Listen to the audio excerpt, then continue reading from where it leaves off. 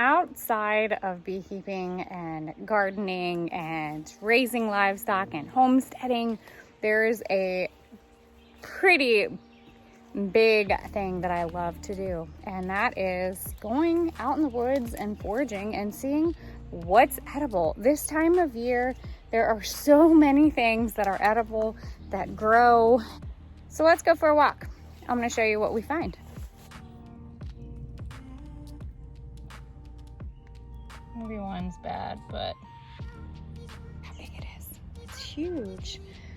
There are definitely a lot of cherries.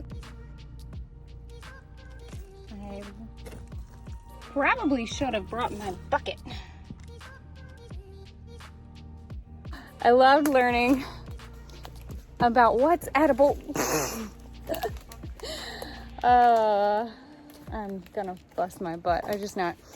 So I love learning about what's edible. I love learning about all of the goodness that you can get from nature itself. What is readily available in your area that is edible and takes no requirement to you. I mean, there's no planting, there's no gardening, there's nothing that you need to do to gain a harvest. And mushrooms and foraging for mushrooms, wild mushrooms, I just adore. There are so many mushrooms in our area that we can eat that are not only good for you, but they are very delicious, and again, requires nothing from you. So I came across a few honey holes, but check this tree out right here. Look at that. So I have a whole tree. There's another one, and there is another one. Now those mushrooms are called wood ears. And they look exactly like that. They look like ears. And that's not all of it. I know I have another tree around here that grows ridiculous amounts of wood ears. There it is. The hardest part about foraging is remembering where that tree is. But check this one out. Isn't that cool?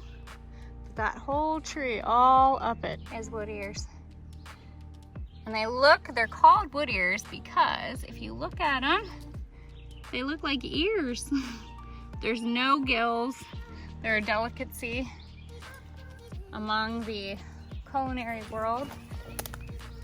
But look, check that out. They're jelly-like. I mean, they literally feel like flesh, like skin.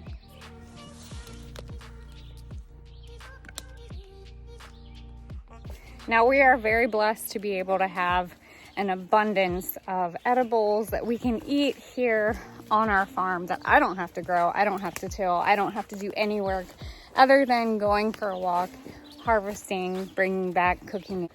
This time of year though, my eyes are on a certain mushroom that I completely adore. I'm gonna have to go hunt for it pretty soon, but it is called the chicken of the woods. We also have lion's mane that grows wild here.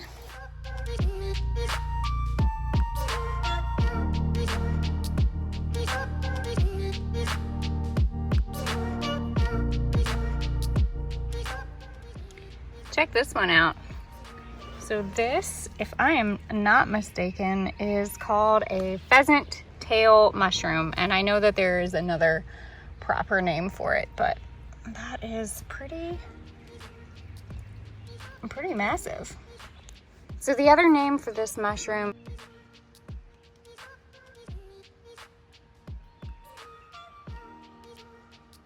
you wanna go mushroom hunting?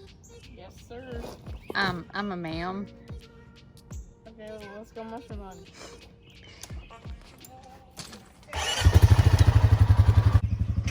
Where's your helmet? Go get it. There. Go get it. Where's your helmet?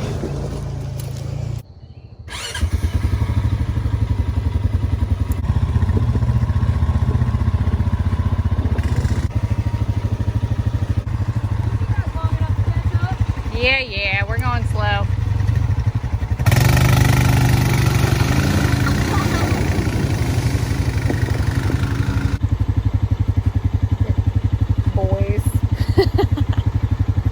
We could do better than that though, right? Yeah. I don't think we are though. Yeah, we do.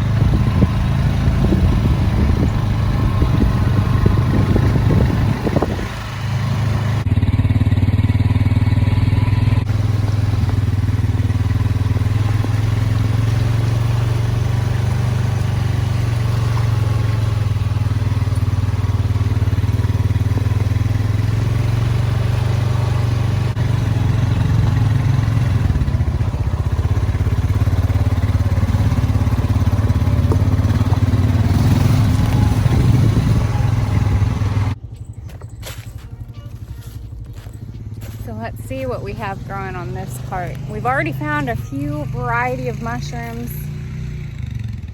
on our other side of the property, but this side is where I found that chicken of the woods last year. It was about this time of year, so let's see what is happening.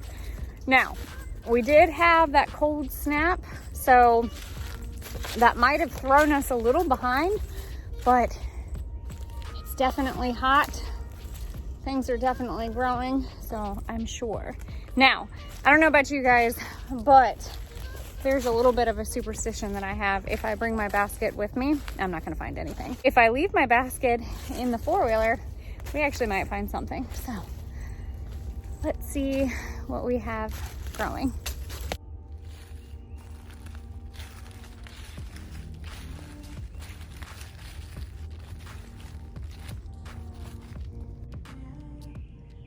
So check this thing out.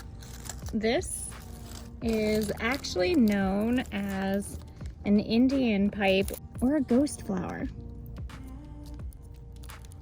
There is some controversy with this. Apparently, after doing some research about it, it's actually related to the blueberry family, but there is an edible factor in this, but it's widely used more medicinal. I need to do some more research about this. If you guys know anything about that, I'd love to hear your feedback. But isn't that quaint? It definitely looks like a flower.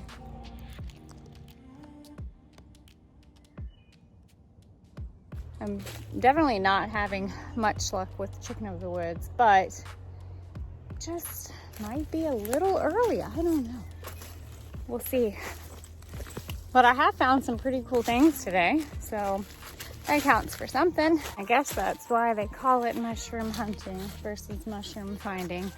We're gonna head back over to the other side and see what else is over there. I'll definitely keep coming back to this side just because I know that I found a ridiculous amount of mushrooms here in the past. Some old man of the woods, gotten some really cool ones of those, and it's cool. It's cool to find and see what's growing in your area and see what is edible.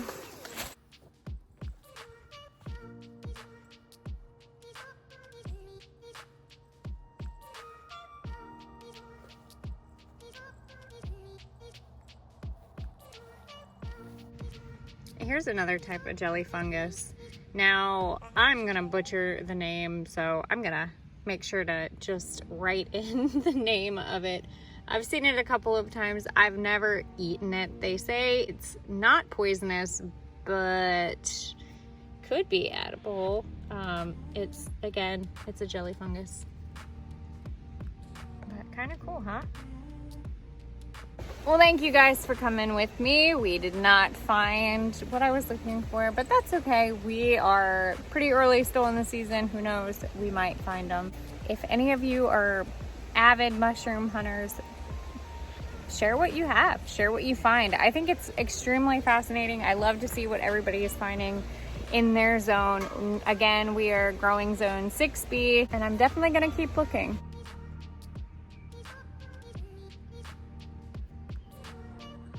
Thank you guys for watching, and as always, don't be afraid to get your hands dirty and learn something old.